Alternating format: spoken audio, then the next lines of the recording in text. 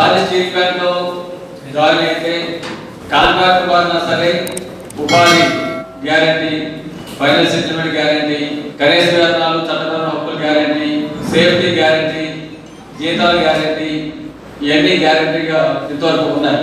అందుకనే steel plant లో contract ఉపాధి కోసం ఒక పర్మనెంట్ ఉపాధిని సంపాదించే విధంగా ఒక పర్మనెంట్ ఉపాధిని భావించే పరిస్థితి ఉంది. ఈ విధంగా ఉండడానికి కారణం సిఐటియు దీర్ఘకాలికంగా చేసినటువంటి పోరాటం, పర్మనెంట్ ఎంప్లాయీస్ యూనియన్ సిఐటియు మనకు అండగా నిలవడం, వేలాది మంది కాంట్రాక్ట్ కార్మికులు సిఐటియు సంఘంలో ఉండడం, ఇవన్నీ ఈ విధంగా హక్కులు సదుపాయాలు సాధించుకోవడం కోసం ఉపయోగపడ్డాయి.